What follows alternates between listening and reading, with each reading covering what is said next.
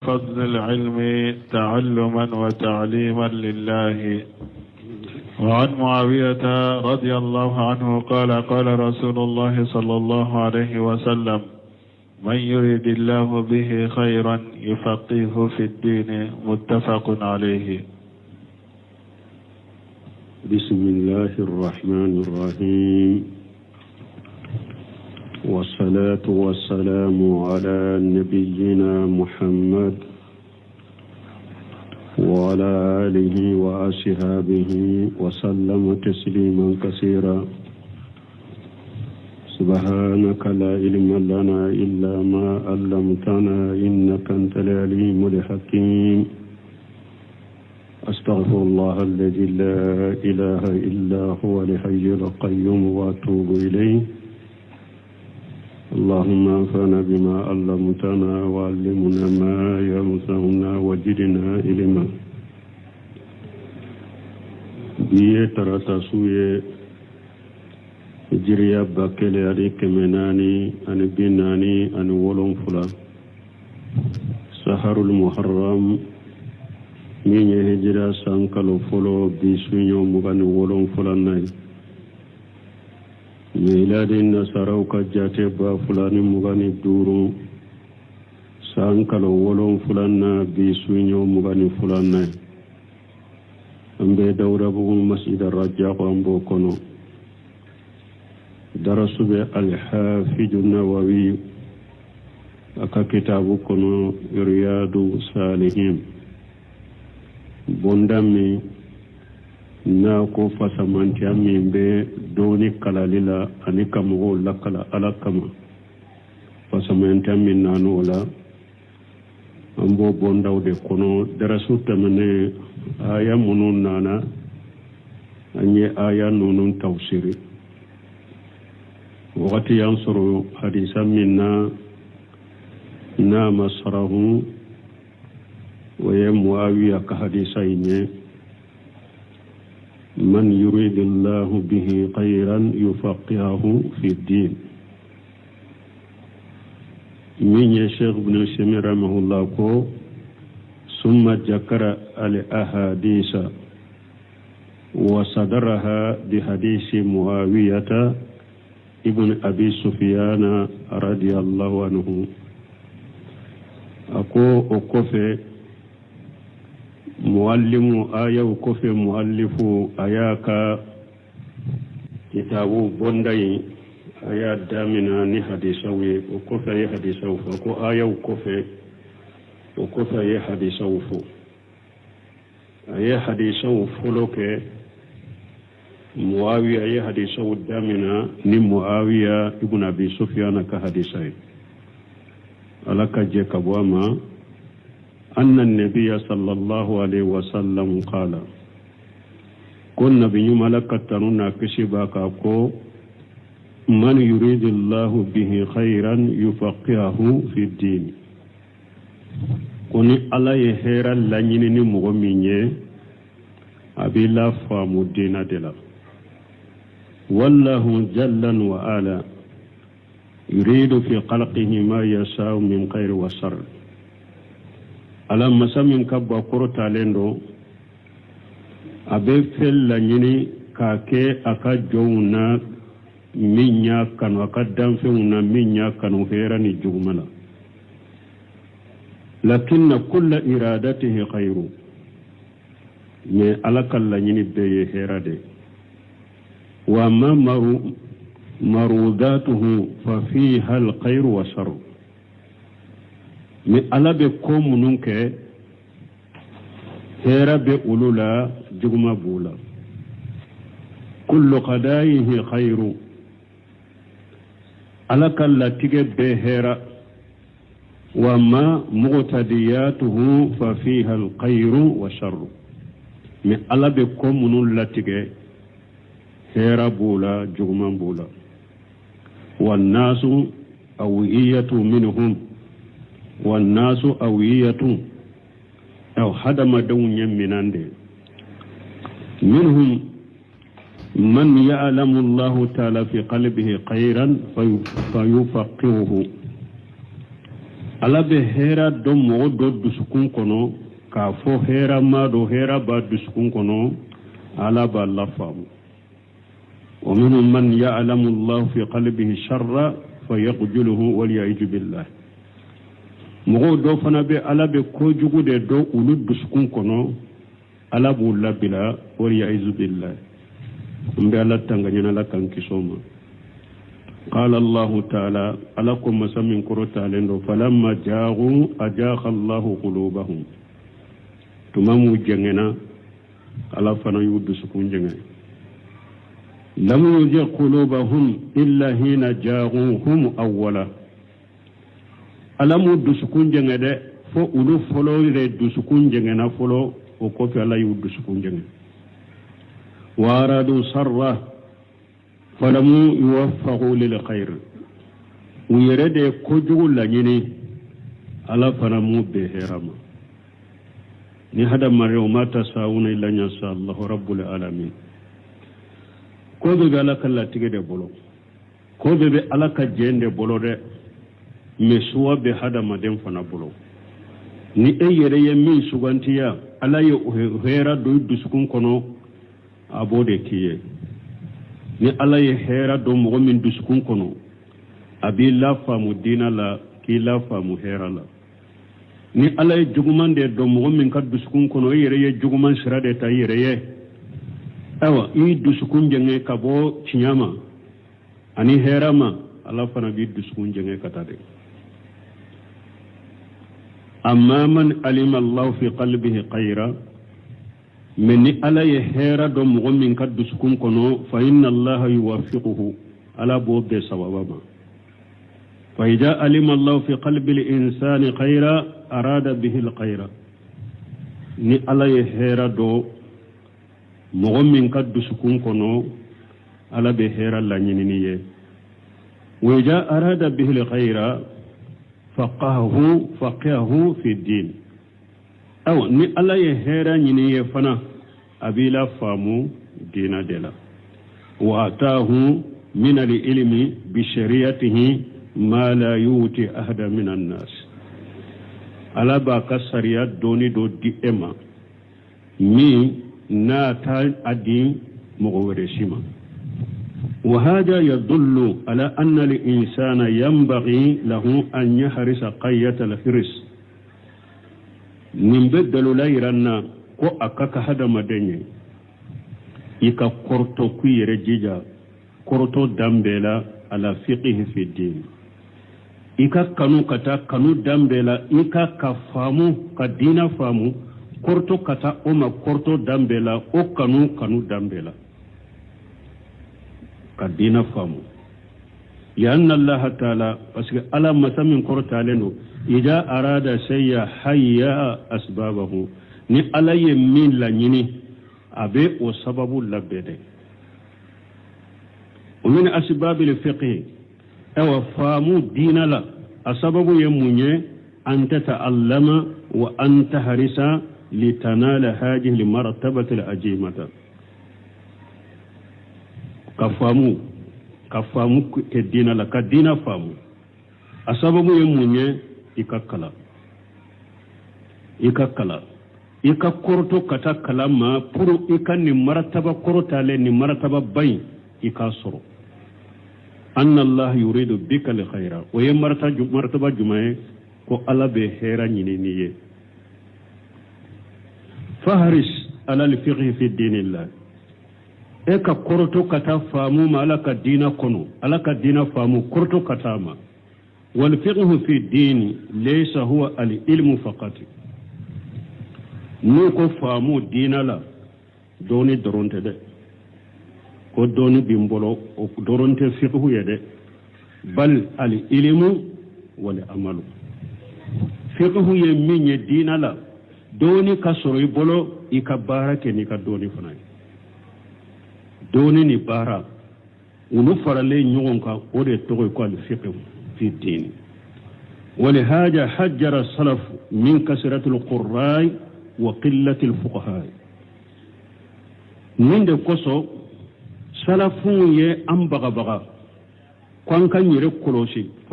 سلفون سيرانا wakati la wakati mi kalambaga be caya me faamu baga be dogoya salafu sirana o wakati ñayi wakati min ni kalambaga be caya faamu baga be dogoya فقال عبد الله بن مسعود رضي الله عنه عبد الله بن مسعود كو ألك جيك بواما كيف بكم أقوى بكتبودي إن كسر قراءكم وقل فقهاؤكم أقوى أبكتبودي نيا أكا كلام بغو تايرا أكا فامو بغو دغيرا عبد الرجاق ينمبو وابن بطة في الإنابة في الإبانة عبد الله بن مسعود كاسر مفلنيني مصنف عبد الرزاق أبو كنو أني ابن بطة يابو في الإبانة أبيك تقولي وقت من ناكا كلام بغو تايرا كفام بغو دويرا فإذا علم الإنسان بشيء من شريعة الله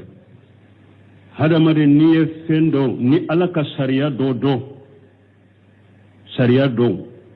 دوني إيو دو ولكن لم يعمل به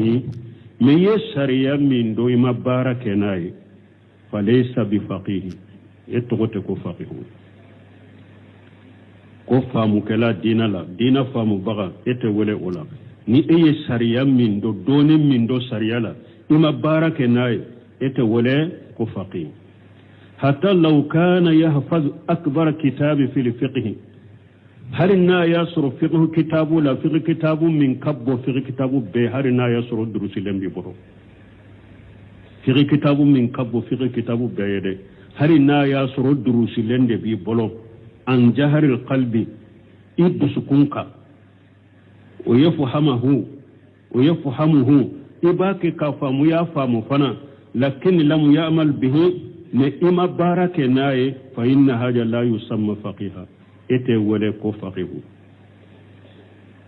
nun ko jiala fiqh kitabu min kabona be ya kasoro bi kunkolo la de ya durushi ya famu fana koro famu fana me ma barake nay ite wele ko faqihu yusamma qari'an ebe wele de dro ko kalambaga ibe wele odela bal al faqihu huwa alladhi ya'mal bima alima فقيه يمين مغمي يمين دو أبي باركنا أولا فيعلم أولا أبي كلانك فلو ثم يعمل الثانية ساقي فلان أبي بارك أبي كلانك فلو فلان أبي باركنا ولهذا قال قوم صعب لصعب من دي قصة صعب كم غوكو صعب ما عليه السلام قالوا يا صعب وكو صويب ما نفقه كثيرا مما تقول ايوا اباك كما منف اما كمان فامو على ده واني لنراك فينا ضعيفا او ني ebe awun chela awun bolo awun chela mugolla fulende walaula rahatuka nika kabilayinte la rajamunaka antum bi farakiru kifa وما أنت علينا بأجيج إتم مغباية أو مبرو لأنهم حرموا الخير لعلم الله ما في قلوبهم من السر شابو كمغو ألا يحرم يا هرما منا أيكو جغو من دو ودسكم كنو أيجغو يا من دو ودسكم كنو دي ألا يحرم يا هرما شابو كما ومشي كفامو كبارتناي فهرش على العلم يقرتو كتا دونيما وأهرش على الأمل به ايوا إيكا قرتو كتا بارمني دوني فناي لتكون ممن أراد الله به خيرا pour إنك مغمي ني علي خيرا نيناي أشهد الله تعالى أن يجعلني وإياكم من هؤلاء الذين فقهوا في الدين الله وأملوا وألموا ونفعوا وانتفعوا به نسمين قالب على الدليل علىك عليني أو علىك أنك مغوية نمبي علىك الدين فامو نمبي بارك ناي نمبي مغو الدنيا كمغو النفا kanyere nafanaye ambala jalala kankoye ni aye sarahu mufo adi sayin kono min fule ni ibn Baz rahimahullah mba fanaka kuma surma do fo ka bo aka kuma do cela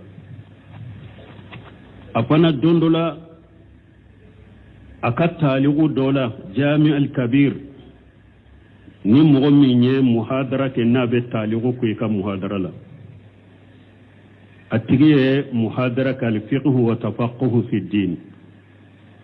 o muhadara ko fe bumbaji ye taligu ke ka kuma jamdo fo aya fo kuma nunun kono ako alaka cide ko sabatira cide mbolo cide ko man yuridullahu bihi khayra yufaqihu fi din ko cide ko ni ala ye hera lanyini mo minye abila famu dinala ako kuma in kono nana ako hadisai mafhumu ba nati ni alama mo mi hera lanyini niye ite dina famu ko tumama yennin fo ako ciden ko ne ala ye hera la nyini mo mi abi la famu dinala ma khala man yuridu Allah bihi khairan yuta doktora wa magister wa shahada jami'iyya wa kaja ako ciden ko ne ala ye hera la nyini abi la famu dinadela ako me ciden ma fode ko ne ala ye hera la nyini niye abi doktora dima abe magister dima abe jamia shahada dima abe nindima ako mafode qala man yuridullahu bihi khayra yufaqihuhu fi din fatafaqquhu fi din huwa dalilul khair ako ciden ko de nyala e hera la nyini ye abi la famu dina de la ako ka dina famu ode ye hera ta manse hera dalila o yede ka dina famu wala nunun ben yira an yi mun famu do seminu yere ka kuma la sisa ka fo kala yinte famu de do ani ka baraka ni doni o ya yira nan balima an ba fo wakati chama diplôme tiku sa futeli tede me kam mo kunude ko bo sino la ka hakli soro nin diplôme ko min fule dina la nanani kasara ni ciale min ne dina la Allah yere de ba dando diplôme te mo ka doni irade wodi ato ibnu semini kelem ba fo ka kitabu kono riyadu salihina kele jiju sabana kemenani ani bisaba ani woro yoro aba fo ka kuma do kono ya o yoro la ko yujadu al-ana man yahmilu shahada doktora لكنه لا يعرف من العلم شيئا أبدا أبوكما فويرولا أكو شي سايبه مغو دوسرو دكتورا سهادا بابولو مياتي فويدو دينا لابدا أكو بسرو شيسا مغو دو بدكتورا سهادا بابولو مياتي فويدو دينا لابدا نوسمين يوفو ni mo min ba fe ka do nin kiriyadi min sugun min fulan nusuka min fulan bolo ajiju sabana ibe takke men nani ani bisabani woro abe kuma chaman fo diplôme ko laye abi nafa ikalanden sagada kata muraja qala ibn Baz rahimahullah ibn Baz ko aka kitabu kono hadithul masa من دروس المحاضرات والتعليقات صفا كتب بسبا أن يدورو كتب بيناني وفنا بمباجي كتابو دوي مباكا كما يكما جانفوي نيو وفنا يردو سرنيا قال ابن باز رحمه الله دكاتير ولا يعرفون سلفية قال فصاروا قضاة ومدرسين وهم لا يعرفون العقيدة السلفية أقول دكتور دكاتير دكتور دو مي أوتي السلفية دو ولبنا كاكي كيري تغلو يسلامية سريا كيري تغلو يه ومدرسين وكرا كرمو لبنا كك كرمو يبمو لكلا ده وهم لا يعرفون العقيدة السلفية أقوم من وتر سلفو كعقيدة دكتور دو مدرسين وبمو لكلا فنا جامع ومفهونا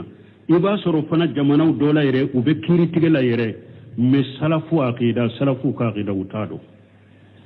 لا يعرفون العقيدة الصحيحة أقول عقيدة سهل يرميني وتادو فصاروا دكاترة وهم الشفر في العقيدة أقول لبنا كاكي دكتورون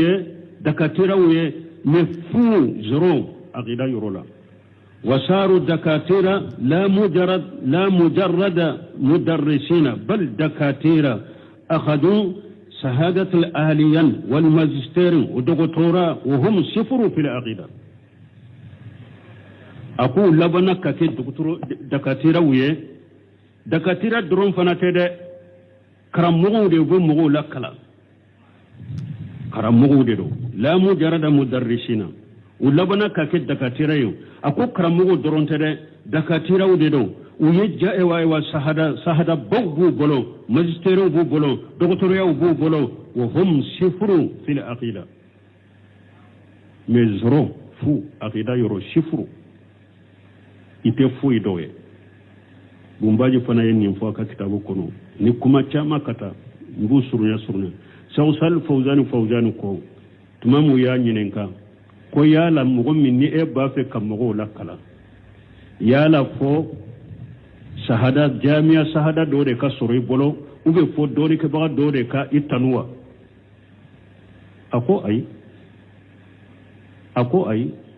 ako shahada inte la budda min al ilm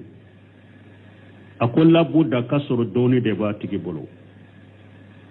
ako mugo do be shahada ba bolo me doni te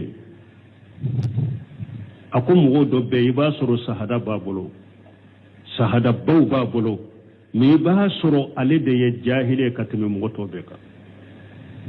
ako shahada te faransi de ako shahada te as-shahadatu la tadullu ala ilm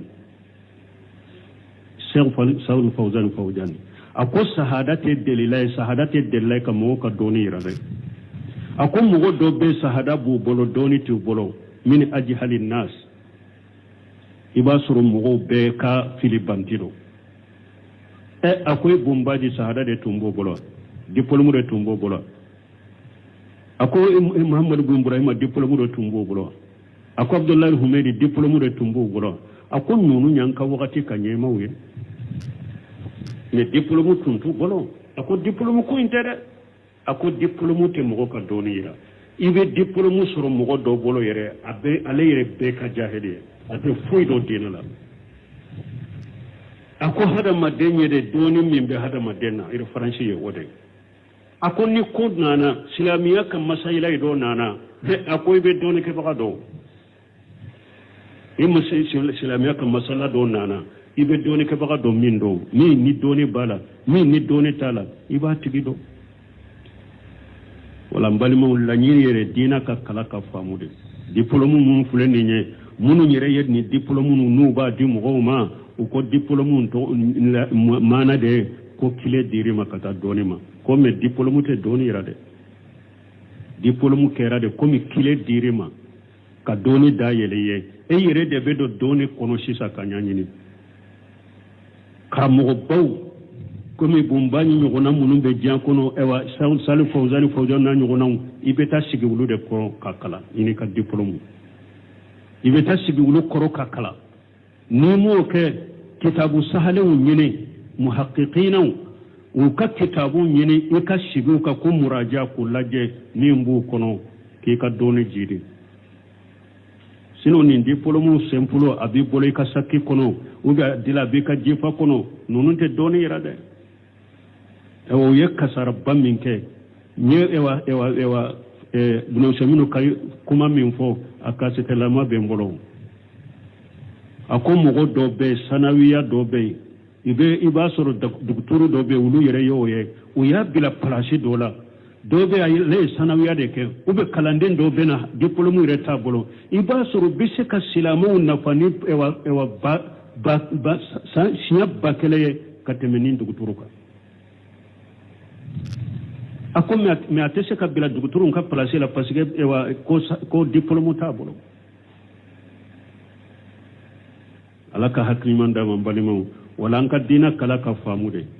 doni ke baw ka kitaw doni ke baga nyumaw ni mo min nu ka suru ibu koro sigi koro ka kala de o de ya to bumbaji ka kuma do be nte seku ka kuma nunu be fo parce que o de ya to ne baw bila ka to ka kitabu ma ku ka kitabu kala akon nin dugutura nin diplôme yere fula kon ni min ya soro sisa be sugula ni diade aku be sugula ni diade ani palation har ka sigi ka karamogo koro ka kala utese tuguni akoni mugo yenni mugo munu yenni diplôme soro hari ka sigi karamogo koro ka kala utese tuguni utese ka ke ubu yere bonya ubu yere korota hari ka kitabu ta ko fara nyogon ka sigi ku muraja ka don ke ba ka kitabu muraja ubu yere bonya uma diplôme munu koso ado sula ni diye ado sula ni joyore ado yu sula ni na fulo nyine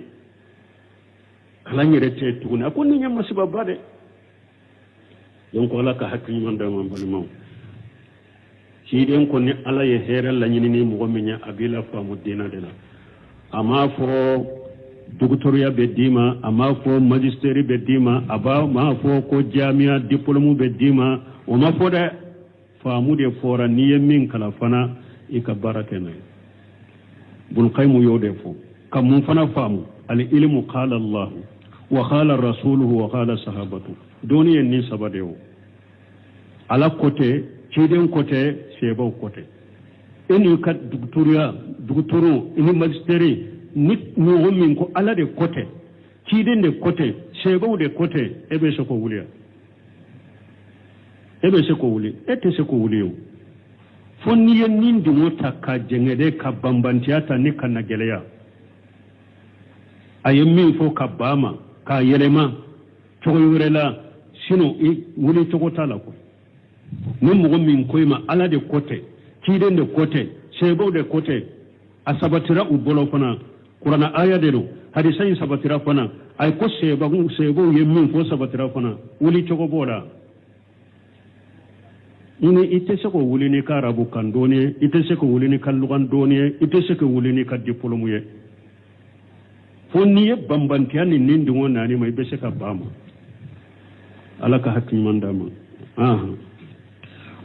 وعن ابن مسعود رضي الله عنه قال قال رسول الله صلى الله عليه وسلم لا حسد إلا في اثنتين رجل آتاه الله مالا فسلطه على هلكته في الحق ورجل آتاه الله الحكمة فهو يقضي بها ويعلمها متفق عليه والمراد بالحسد الغبطة وهو أن يتمنى مثله. وأن ابن مسعود رضي الله عنه كارثة من عبد الله بن مسعود ملك جكبواما قال قال رسول الله صلى الله عليه وسلم وألك تشيدين وألك تنونا كشباك لا حسد إلا في إثنتين ko ciden ko keleya ani nyabo ikana keleya ikana nyabo fen nofe ni fen fulate no yere bina akoro fonye mana qibita yemunye eye nema doye mugo do bolo e fana ya nata ka kanu anya bora kan nema inofe ifana ya nata ka kanu ala ka nyogona di ema me aleta kana bo abolo de ima ale hasidiya de ima nata leta ka bo abolo de atayin diyaraye ifana ya nyogona kanu ala ka nyogona kiye tibita yinene awa cidon ko nintebe minyere fule ninye na dagara de atebe fo fenfula akanka ke fenfula de la hada madin kanke nyebo fenfula de nofe folo arajulu ataahu Allahu mala mugummi ni ala yenna folo dama fasallatahu ala halakatihi fil haqqi ala ya tigibla bake ka kanna folo ala ma fa bana fakati de abake ka kanna folo halaki cinyala dina demeli dina tigu demeli miskinu demeli sinji tugule fengo fenye tinya ni nafulo do yoro do silamiya sariyala ni ala ye nyamarele ke kun nafulo ka do yoro la ale ba kan nafulo halaki odela mo kan kan nyabo nimfe aka fo ni nafulo min fule karasa bolo na ba ke ka halaki ni hera ko ni tinyala ha ala kan ni nyogona ken ne fana ye ni benninke mo kan kan nyabo nimfe ni nye folo fulana warajulu ataahu Allahu al-hikmata ani mogo ala ye kodon dama ala ye doni dama fa huwa yaqdi biha wa yuallimuha abake ka kiri tige mogo ni nyogon cenina ka doniye hari ni judu hari ni silamiya qadite men ni mogo fula min nana ma wiye nyogon soso masaila minna abe kiri tige ni nyogon cana ka doniye wa yuallimuha abaka doni la kala mogo la fana mogo kanka nyabo ni fana no ikanka ni nema fana kanu kan nyabo ni nofe kannata ala ka nyogona kiye ni nyafula nay muttafaqu alayhi ni hadisa buhari muslim benala wal muradu bil hasari al qibtatu la nyini hasiriya ni yorola hasiriya kone intere muallifu minye sarahu baga yerebena no seminu yerebena uru prepare latiganye hasiriya ni yorola na kullu hasada al-qibta alla nyini yede nyaboni kele yade wa huwa an yatamanna mislahu qibta fane munye nema minni hera mimbe karasaburo ka nyogona nata ne ema nata leta ka wuli fana asrahu أورد المؤلف رحمه الله تعالى في باب فضل علم التعلم والتعليم لله مؤلف أي حديثه ناتي نبوندا كونو بوندا مي دوني نيني فسمانتا نيكا مغول لكلا لكما فسمانتا الأحاديث الواردة في فضل العلم حديثا منون نانا دوني فسمانتا لا أيوناتي وغير سبق حديث معاوية رضي الله عنه من يريد الله به خيرا يفقهه في الدين معاوية كحديثا أن يفقتمه ثم ذكر حديث ابن مسعود رضي الله عنه وكفى يا عبد الله بن مسعود كحديثا فلا كجيك بواما أن النبي صلى الله عليه وسلم قال كنا بنيما على كتنونا كسبك لا حسر إلا في سنتين an kon nin korote ha shirya jugunye nin koro yede keleya nin nyabote daga fo fen fula al hasad yutlaqu wa yuradu bihi al hasad al muharram alladhi huwa min kaba'ir junub ni ha shirya fora ha shirya na fora yoro dola ha shirya beseka ke ha shirya mi haramu yalendo ha shirya min kaba'ir junub ni ha shirya fora ha shirya beseka fo oka وهو أن يكره الإنسان ما أنعم الله به على خيره وهاشريا الجمعين إك هذا مدى على يتنا أي هيرا من داما أي نيما من داما ونيما إكوكو يادو دوبي هاشريا فوري ونيما من بيتو نيوكا كانتا أكاولي كبواكا أكنا إما كلي وبي كانتا aka wuli ka bwaka ne kana sura ale kana suro yere do ben hasiriya fonnin fulade ay shaykhul islam bun taymiya ko nema mimbe mugo bolo hari ni ema nata nema in ka wuli kana ema ube iman nata ka bwa bolo de na mandi dusu kunye akone mbi dusu kun kono hasiriya do sem fule ko de foya وهو أن يكره الإنسان ما أنعم الله به على خيره هذا ما دين كاكو على ينما من كي تنكا إكوكو تزيد إنسان عنده مال فتكرهه إذا هذا ما دين دو سر نفلو بابلو إنو أكو نفلو من بابلو كوكو أكان نفلو سر كوكو إدس كنكو تقول لنت الله لم يرجعه أيوة أدو بافو يري hari ala tun kana karasa garjaga wa aghara indahu ilmu yakrahu zalika mughawre be doni bo bolon ibo fana ko wa tatamanna anna allah lam yarjuhu ilma ibana ta hari ala tun kana karasa garjaga nin doni la wa salisu indahu awladu salihuna takrahu zalika sabana denyumo mbo ofana bolo ibo ofana ko watatamanna anna Allah lam yarjuquhu iba nataidu sukun kono hari ala tun kana karasa garjaga nin dewuna ni lanyini tesike afora ya akabwa bola kana nemawa hari ala tun kana garjaga la wa hallum majara kana nin chogola kata hajal hasadu huwa min kabairi junubi ni hasidiya min fulani nyen kabaira junubi ala ye nema min ke karasaka ko idusukun kono hari e kannata hari ala tun kana nin dama hasiriyatu nema min be mogoka awa akai toro i kannata akan nema hari karasa ni nema tun ka bo karasa bolo akana nema nin tun kan kana di neben dema karasa tun man kasoro hasiriyatu a ni nema min be karasaka aka ciyan bela aka bo ale bolo hari ni nema soro hasiriyatu جنوبا وهو من قسال اليهود كما قال الله تعالى عنهم هو حاصل اليهود يجوغودو كما الله يفو يهوديون ككبر يلا جوغومي ام يحسدون الناس على ما اتاهم الله من فضله الاكو يهوديون yala aw be mogo hasiriya de wa ala yeni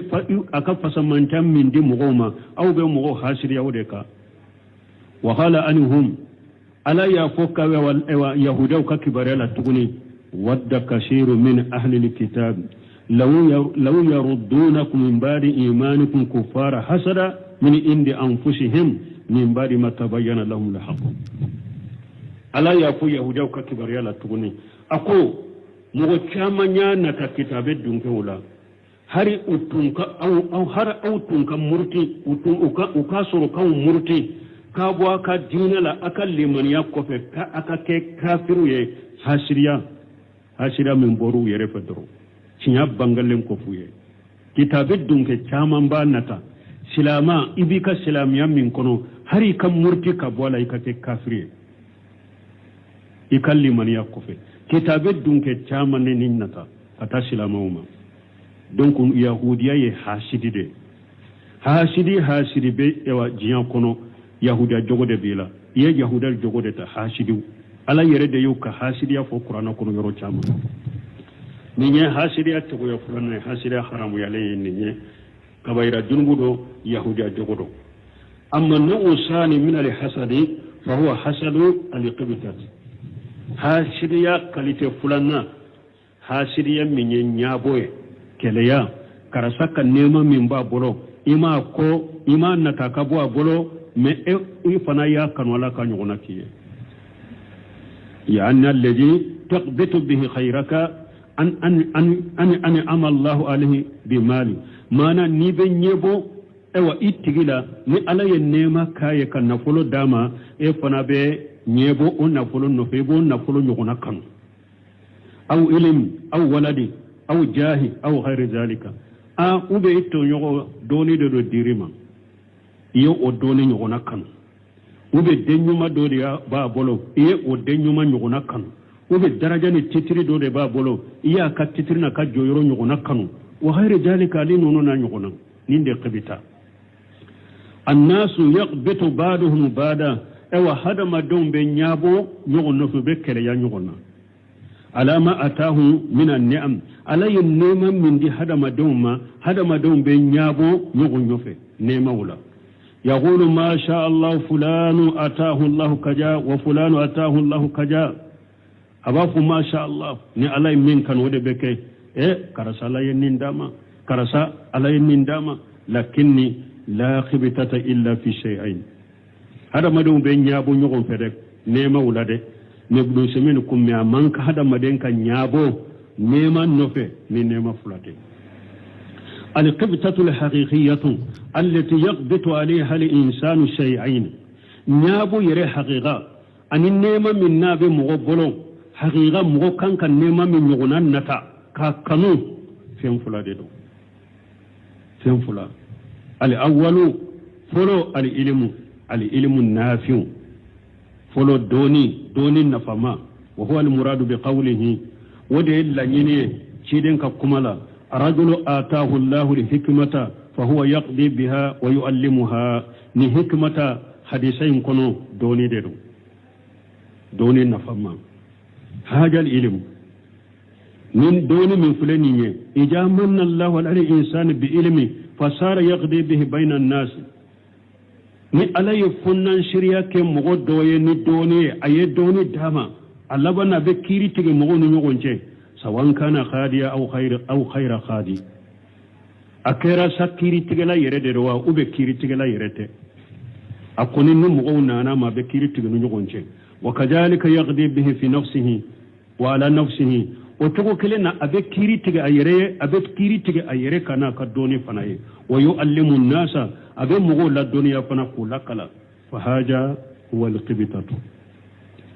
ninde ye nyeboye mogo kanka bo ni mogo min kira nin togola I kanka nyaga ninna hera min ba bolo ka nyugona kanu ya anna al-ilma huwa anfa'u shay'in anfa'u min al-mal parce que na folo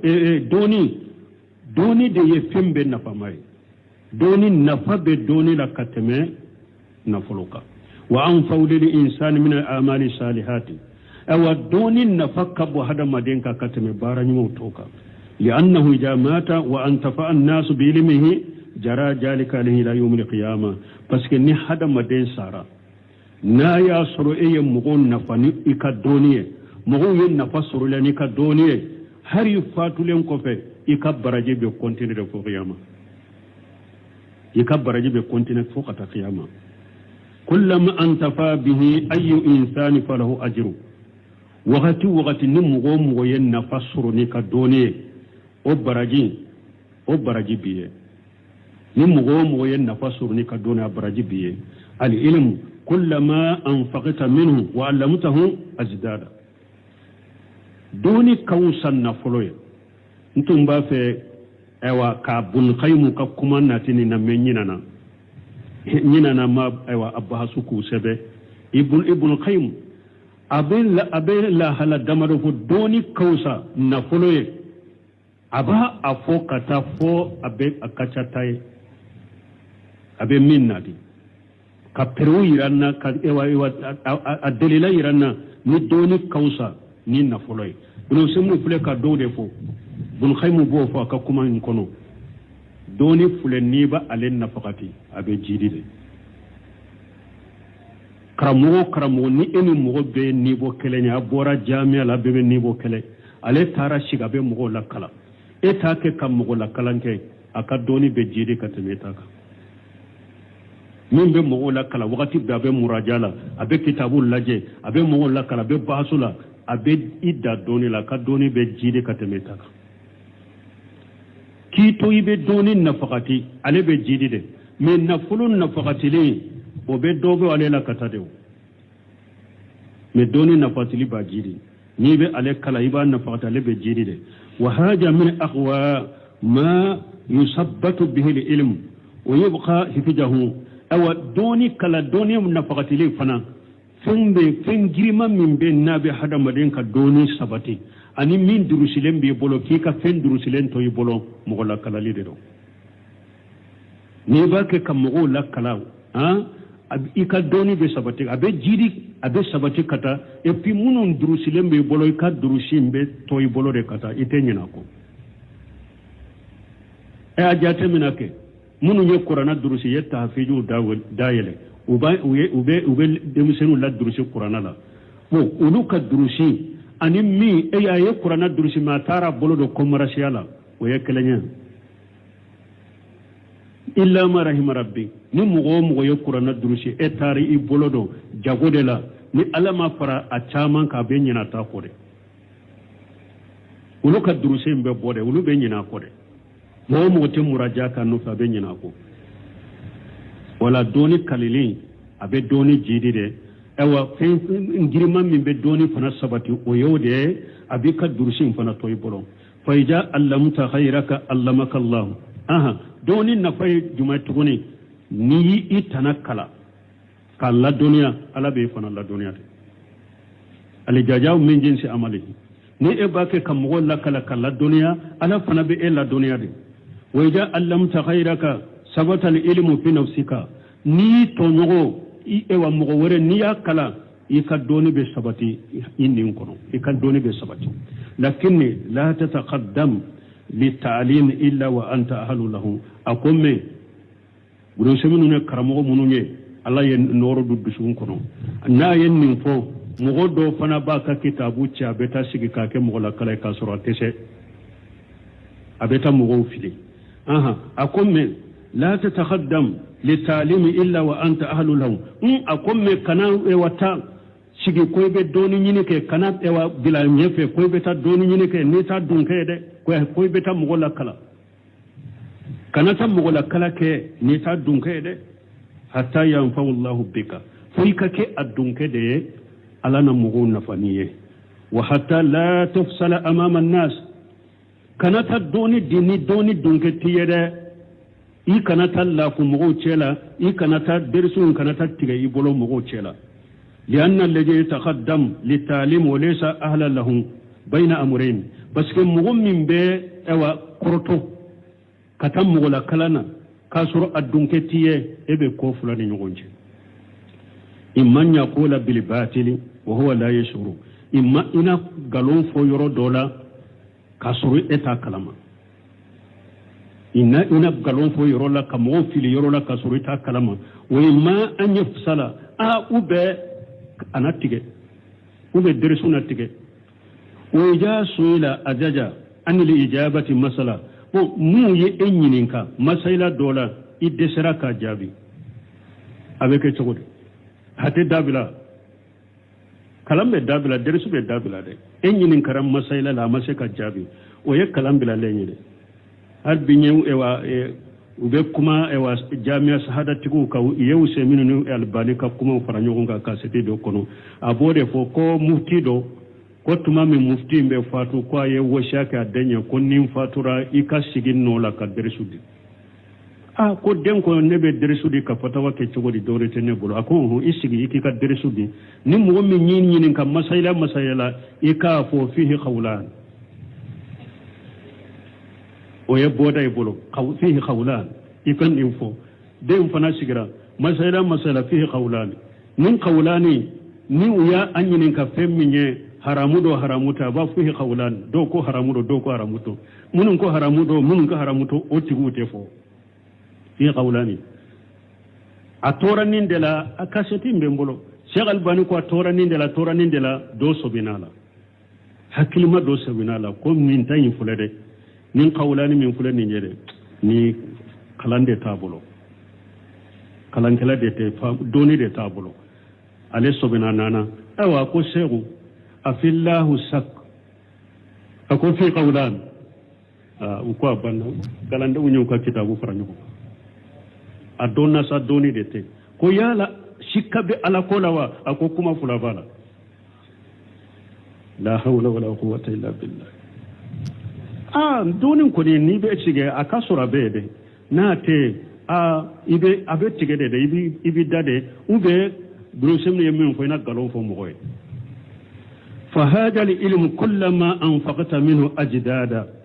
min doni waqti niya nafaqati ale be jidide wal ilmu aida la yahtaju ila tab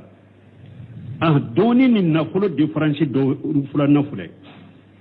doni te hatagiya kata segema إلا في تعلمه فأكلا وقتي إبشك نوفي لكن لا يحتاج مثلا إلى خجائنا كالمال التي يحتاج إلى خجائنا مدون فلا التي حتاج كيسما كفر فوري إنك كفر فوري إنك دوني لا سوا كونو دوني به حتاج يوما نفلو به حتاج يوما نفلو به حتاج كيسما تشوفي كاميرا دوني حتاج لين تولا وإلى المحاسين وإلى الحسابات جاتكلون أني جاتون نقول بحتاج يوم الدوني ما كتولا فو جاتكلون أنا ودي كاتبون بلو فو نكتوكا جاتده أي وتدوني كباريالا وإلى تاب أني كتا شيغوما لكن من بين نقول نوفي نقول بحتاج يا كتا كيشوما نقول بحتاج يا kata jate kelawma nafulu be hatagiya kata jatewma nafulu be hatagiya kata shegemma lakinna ilma la yahtaj bila haja me doni te hatagiya kata nunuma hajanatuha qalbuka doni akesi yoro jumai دون كفر فور يرجمي يدسكم هذه الخجنة هي ماكا او كيشي فرلم بك نترى يرو إني كيشي بنيغون في نقول مرنان أكا او كفر فور بسكا يلا mais e ka kofuru forum ni ka doni maralem bala min yiddi sukunye o bino fere tara yoro ayna ma kunta fala taghsalin ibe yoro kanasira e ka doni ne kanasira ko abeda kanasira la taghsa an yusraqa kanasira ko abesunya wala an yuhraqa kanasira ko abejani li'annahu fi qalbika fasgabi dusukunne kon ite sira ko abesunya ite sura ko abejani أبيد سكون يكون فالمهم لنا أن العلم هو أفضل نعمة أنعم الله بها على الإنسان بعد الإسلام والإيمان أكون مهم دوني نيمة كوسا نيمة بيه على كلام كفك هذا مدين كل إوا سلامي على كلام كفك كيك مؤمنين سلاميان اللي من يكفك نيمة بيجيان كونو دوني كوسا نبيه nema ni ala ya ke hada madenka silamiyanu liman ya kofe doni de nema ba peka wali haja khala ore koso ciden ko arrajulu atahu allah lihikmatan fa huwa yaqdi biha wa yuallimuha amma sani arrajulu atahu allah mala fa sallata wala halakati fil haqq abesaka dafa fulanna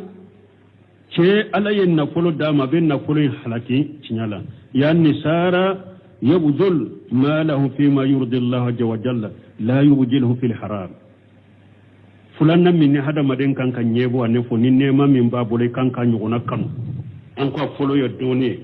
فلان نفلو تيغي من با كان نفلو حلقي تينالا علي بافكا كان نفلو ابافكا كان يفلو جنسه على كودلا سار يبذل ماله فيما يرضي الله عز وجل ولا يبذل في الحرام abake ka kan na fulo do ko munun kadi alay doro ale ba kan na fulo do odela ta kan na fulo do haramula wala yubjilu fil lagwi ata kan na fulo do batarakola wa inna ma yubjilu fi ma yurdi Allah ale ba kan na fulo do fenna de mimbe ala be jeni minye mimbe ni ala ni sonja sallatahu Allah ala halakatihi ala ya akay abake ka kan na fulo halaki yani ala infaqihi fil haqqi ala ya leka bake ka kan na fulon na fakati cinyala haja aida mimma yuqbatu awan nin fana mo kanka nyebo nin na fulo tigi sugu no fe e kanka nin na fulo sugu kan na fulo min bake ka do cinyala ka ko ala kola nahnu la nuqbitu man indahu malu azim don semino ko ulu mo min na fulo bagi bolon ko do te nyabo ino fe mo min na fulo baba bolon لكنه بغيل لا ينفع الناس مبغيلو تجمانجلو اتمغو نفا ودو تنيابو نوفي نفلو تيغي كان نفلو كابونيا يركاتا دوغوما فو سانفي ني بغيلو يتمغو نفا ني كان نفلو انت نيابو نوفي بل حاجه نتعلم له مي امبد دسو كاشي كييدي اندو سوبي كاشي يدي امبد اندو سوكو بديمي يدي مانا ايوا امبد تورا andu sukumbe tora niyede ante ni sonjani tayede wana qulu haja al miskin amba fuyede e fanta kayfa yastatul jawab la hisabi yawm al qiyamah la haja al mali e fantani ebe ninna fulumi mina kamara kabagilu ya ala ko akado yoro mate do yoro la yawm al qiyamah don ni ala be kolosina bi nyinin kaninna fulo la be munjabi min ayna iktasabahu wa fima anfaqahu qiyamah don ni ala yininka nin na fulo soro chogodi nin na fulo na fakati chogodi ibo jabi chogodi e bagilun wa kayfa tasarrafa fihi ewa ikan na fulo itilije chogodi ke chogodi min nunu yinin karan nunu na miskine fanta ebe nunu jabi chogodi lakini ja araina rajula atahu Allah mala من ننيم مغوية على نفلو داما وصار ينفقه فيما يرضي الله اللبنا باكي كان نفلو نفقة من كدي علي نقول ما شاء الله هذا يقبط أم بافو ننتك ما شاء الله أم بنيابو ننفي أم بننتان يغنقن لا نقبط إنسان أتاه الله مالا فصلت ولا حلكته في القصور ante nyabo mo gonno fe mo mi alayen na fulo dama ya halake kado etashi wudela sankancun وديكورات وديكورات ani so parale fu décora munye décorati ha fotayu alimoro so parefu mo min na fulo dira le made na ale la fulo kera de kake estasi jonde station sankanchon kulu jo awunte nyabo no fede ube aya abekere so parali de no donna ka so ko no donna ka do kono alimoro fotayu akwante nyabo ni no fe wasayarati al faqama ani mobili paw mobili dagelew ale akanna fulo do nununde na nahnu la nuqbituhu ala haja ako awunte nyabo ni no fe awunte kele yanni nante nyabo no fe bal naqulu haja mushrifu ako amba fu nintigi man ninye chiali kala de na fulo chiala de ninye idha kana tajawwaja li hadda fi ma yunfiqu na ya sura yenna faqatil minke na dante mena amba fu de chiali kala ante nyabo no fe wallahu la yuhibbul musrifina chiali kala fana ala tu fede ala te chiali kala ala tu kan isiga abdafa ha كذلك أبو تقول لا نقبط الشخص عنده مال فصار ينفقه منه جوائز في أشياء لا ينتفع الناس به أو أقو أنت نيابو مغفنا النفي من نفلو بابلو نيا لبنا لباكا أكان نفلو أبك كدو دي بلا مغوبة كودو كومنو نفتولا ألبك كدو بلا ولو كوسو دي لن كدو أتكوما لا في دينهم mogo ayi kado bo kadi mogo munuma ubake ka fendo de ke min tun nafa la yantafi'u an-nas bihi la fi dinihim wala fi dunyahum ayi kado duma kodo de la ko min tun nafa ukajia ko la tun nafa ukalla gara ko la tun nafa ukadina la tun nafa ukajia ko la fa inna bada an-nas mogo do yuti jawaija ala al-abi mogo do be e wa kado de tronkelawuma وأشياء من الأمور التي ليس بها خير لا في الدنيا ولا في الآخرة وإذا بكدو دي مغوما كودولا كومنو هيراتولا جيا هيراتولا الآخرة هذا لا نقبته أنت نيابون يفرن نفي كومي مغومنو أوا دونكلي دانو ani kilon kelaw ciatiri bolaw nu be kado da ni mo mi nyadda ni ke ciatiro la una kado dima kudo fona ko munun ti hada maden na fay ka dinala utina fay ka janya na mayara mo munun bu kan na furdo wala an tinya bulu fe ayode fo la nuqbitu li'annahu lam yusallit ala halakati mali fil haqqi parce que alama nintigila mo bilan na ya kan na fulon na faqati tinyala إنما الذي يقبط من سلطه على هلكة ماله في الحق هذا ما دمبي نفلتك من كان نفلو يغنى كان يغوى نفي نفلتك من عليا كباكي كان نفلو نفقتي تشيالا أيضا تقولي لا نحسد إنسان أتاه الله مالا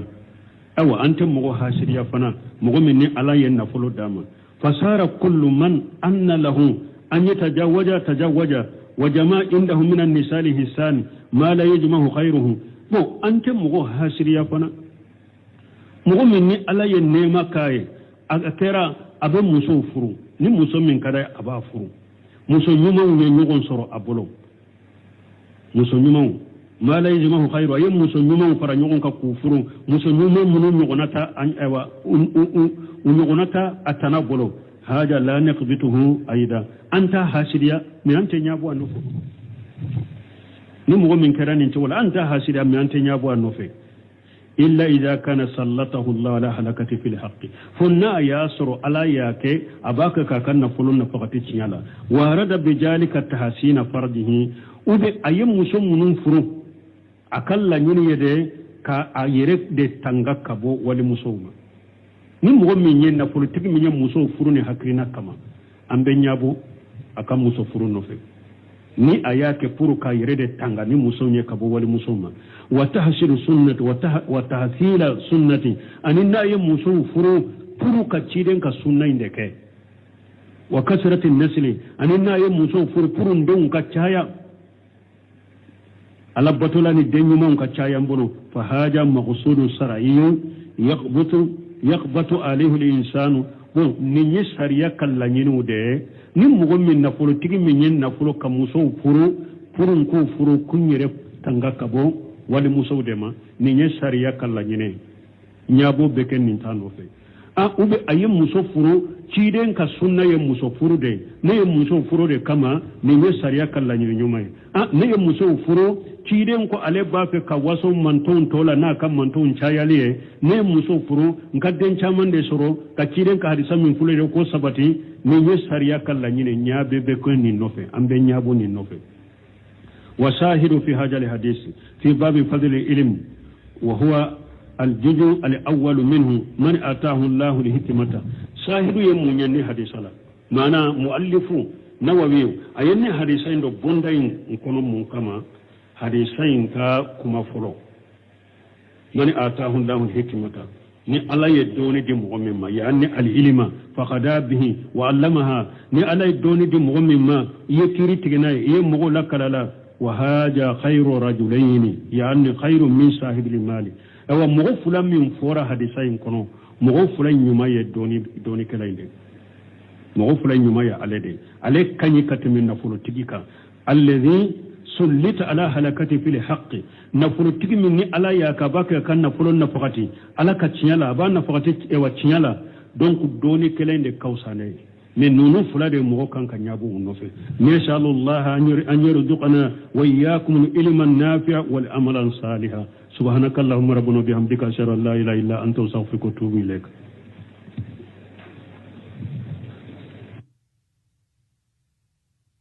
بسم الله الرحمن الرحيم كتاب رياض الصالحين باب فضل العلم تعلما وتعليما لله وعن معاوية رضي الله عنه قال قال رسول الله صلى الله عليه وسلم من يريد الله به خيرا يفقهه في الدين متفق عليه. بسم الله الرحمن الرحيم والصلاة والسلام على نبينا محمد وعلى آله وأصحابه وسلم تسليما كثيرا سبحانك لا علم لنا إلا ما علمتنا إنك أنت العليم الحكيم أستغفر الله الذي لا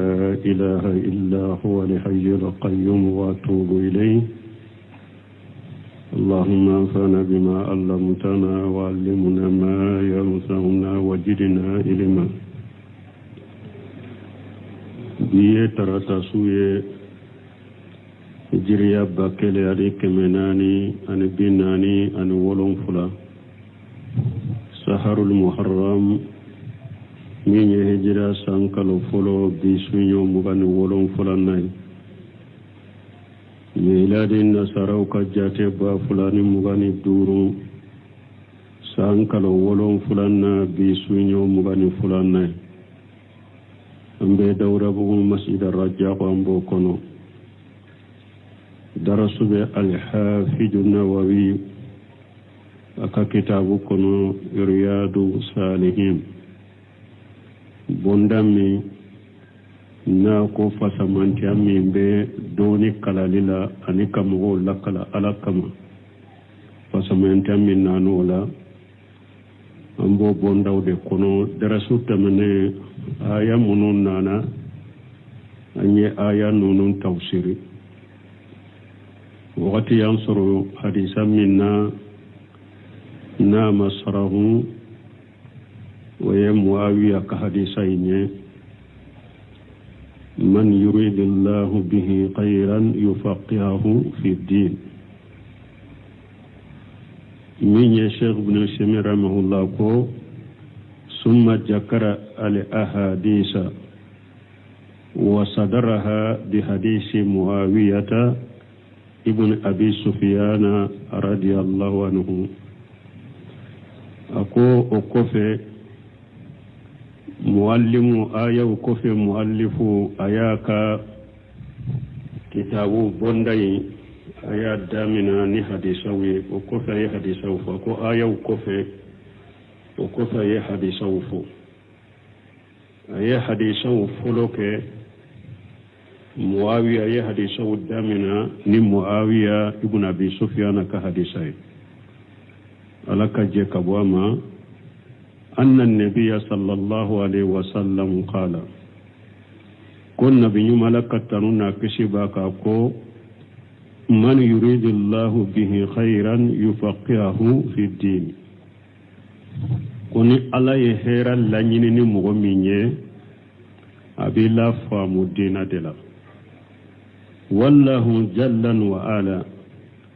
يريد في خلقه ما يشاء من خير وشر ala masamin kabba korota lendo abe fella nyini ka ke aka jowna minya kanu aka danfewna minya kanu hera ni jugmana lakinna kulla iradatihi khairu me ala kala nyini be hera de wa ma marudatuhu fa fiha alkhairu wa sharru mi ala be ko munun kɛ hɛrɛ be olu la juguma b'u la kullu qada'ihi khairu ala ka latigɛ bɛ hɛrɛ wa ma muqtadiyatuhu fa fiha alkhairu wa sharru mi ala be ko munun latigɛ hɛrɛ b'u la juguma b'u la wan nasu awiyatu minhum والناس أوية أو حدم دون يمنان منهم من يعلم الله تعالى في قلبه خيرا فيفقهه على بهيرا دم ودو تكون كافو هيرا ما دو هيرا